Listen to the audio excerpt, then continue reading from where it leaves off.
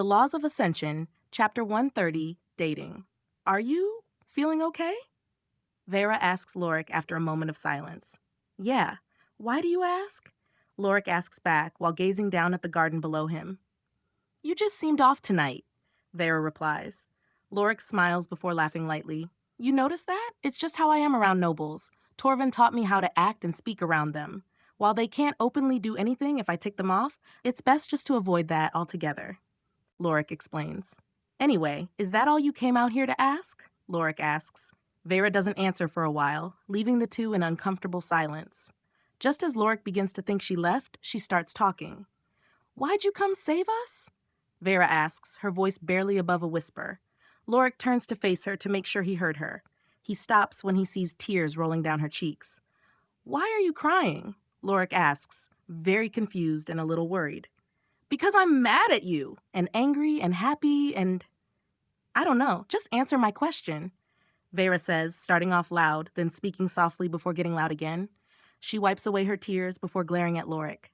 Don't give me one of those bullshit answers you give just to change topics either, she says angrily. I just wanted to, Lorik says, causing her glare to turn into a scowl. You wanted to? You could have died, Lorik? Why don't you care about that? Vera asks. Lorik stares at her before sighing and turning around. He leans on the railing before patting the railing next to him. Vera walks over and puts her right palm on the railing before glaring at Lorik again. So, I'm going to keep this short since I don't want someone else listening in. But I don't value my life? Lorik says. What do you mean? Do you not care if you die? Vera asks, a bit worried. I do, but not as much as other people. I don't want to die, but I don't have that fear of death most people have. Lorik replies. Why not? Vera asks, causing Lorik to sigh again. So, back when my parents passed, I was a mess. My grief pretty much consumed me. I could barely pull myself out of bed. And when I did, reality hit me. I learned of the debts and how much money we'd need to pay for the house. Then we still needed food, clothes, and all that. For the first week or two, I was barely functioning. Leora was consumed by her grief and locked herself in her room. But one day I woke up and it was just numb. I didn't feel anything anymore. Lorik explains. What do you mean? You didn't feel anything? Vera asks, causing Lorik to smile a bit. If you'd let me finish, I'll explain. When I woke up that day, all my grief and pain disappeared. Or, more accurately, I just stopped feeling it. I'm skipping over a bit here, since I don't want someone joining us out here. But this is when I went to the black market. I knew it was the best way for a kid to make money. Since I was numb to everything, I didn't feel any fear when I went in without a mask. I marched to the arena and had my first match. I lost, and unlike my mental pain and emotions, I felt the physical pain from the fight. That's when Torvin pulled me aside. He gave me a mask, a lizard one, which a lot of people used. He asked me why I was there, and I told him. That's when he offered me a job cleaning his store. I took it and started working down there. I could have worked for Torvin and saved up enough for the debt from that. But I got addicted to the arena. That was the only time I'd feel anything, even if it was pain from being hit. Again, skipping a lot here, but eventually, Torvin made me go to therapy. I managed to start feeling my emotions again. Just for Leora to leave home. I got really messed up then. But anyway, after spending years not caring if I lived or died, I just stopped caring. So while I don't actively want to die, I don't exactly avoid it as best I can either. Lorik explains. The two look down at the garden in silence as Vera absorbs this. Then why'd you come save us? You didn't fear your death, but you had to have known you could have died. Vera asks. Lorik takes a minute to think this over before taking a deep breath. This is going to sound cold, but if it were just Sarah and Rowan, I don't think I would have gone after them. But since you were with them, that changed things. When I heard you were gone, it felt like my world had flipped upside down. I've never felt something like that before, but the only thing on my mind was just you. I kept thinking back to everything we've done together, and it was honestly driving me mad. So when I remembered Soren's slab, I didn't even stop to consider the risk. Actually, I was in a rush, so much so that I didn't even stop to talk to Soren.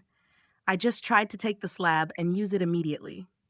Lorik replies, So how would you say you feel about me? Vera asks. Tell her the truth, Master. Nixfang shouts to Lorik, speaking with her soul so only he hears her. Buzz off, Nixfang, Lorik says with his soul before sighing. I would say I love you, Vera, Lorik replies. He feels Vera relax next to him, but he doesn't look at her. I love you too, Lorik, Vera says quietly while leaning against him.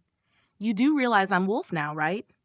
If, and this is a big if, we start dating, you need to know I can't move to your home, Lorik says, causing Vera to nod. Life in the kingdom isn't so bad. Besides, I never really liked my home.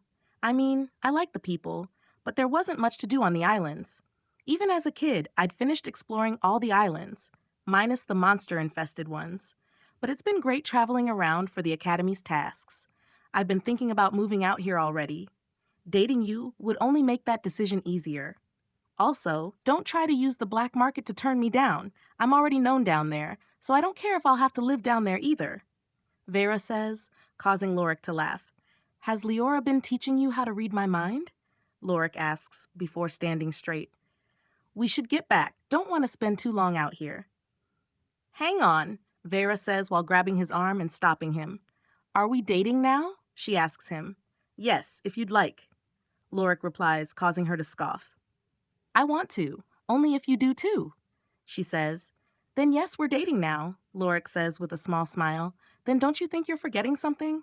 Vera asks while leaning closer to him. Lorik leans down and they kiss. Vera pulls him in and wraps her arms around him. Lorik hugs her back before they hear the door behind them open. Vera jumps back before they both turn to see who's there. Sorry, please continue, Leora says, smiling and stepping back from the door. Lorik sighs before walking toward her. The door closes just before he opens it back up. You saw nothing, Lorik tells her, causing her to laugh. Nothing? That looked a lot like something to me, Leora says as Vera walks in behind them. Congrats, Vera. If he gives you any trouble, come to me. I'll teach you how to make him behave, Leora says as they start walking back to the hall. I'm not a kid anymore, Leora. You can't make me agree by giving me candy anymore, Lorik says, causing her to smile. Oh, don't worry. I have more tricks than that, she says, causing Lorik to sigh. Lorik, Vera starts as they sit back down at the table. I know you're a higher level than me now, but do you want to do a duo task tomorrow? We might be able to start it tonight, Vera asks him. Can't. I've got plans, Lorik says while tapping the wolf mask on the side of his head. Are you going somewhere? Leora asks. Yeah. You know how there's a war going on? My boss is making me lead a force, Lorik says after making sure no one is close enough to overhear. What? Vera says, not shouting but not quietly either. She looks around before leaning closer to Lorik. Are you fighting in the war? She asks in a whisper. I don't have much choice here. A wolf has to lead the forces down there. I'm the only one who can stay out there for long periods of time, but it's only for a month at most. By then, the other two will be able to swap with me, Lorik replies, causing her to sigh. You need to tell me these things sooner, Vera says while punching his arm. I only learned of it yesterday. I didn't want to tell you here, so I wasn't trying to keep it a secret, Lorik explains. They continue talking, moving on from the black market and onto Leora. Lorik asks how her schoolwork is going. He's glad to hear she's mostly caught up. For the next hour, they talk, while Lorik occasionally goes back to the tables in the center for more food. Near the end of the hour, Lorik comes back with a minotaur steak. Something wrong with it? Leora asks after seeing Lorik sigh after taking a bite. No, it's good. It's just this would go perfect with my demon finger booze, Lorik replies, causing Vera to nod. It would. I didn't even think of that, Vera says, surprising Leora. Wait, Vera, did you drink some? Leora asks. Yeah, demons can drink at 18, but I know humans can't until they're 21, Vera replies. Leora, you were there when she tried it. Do you not remember it? Lorik asks her, causing her to think about it.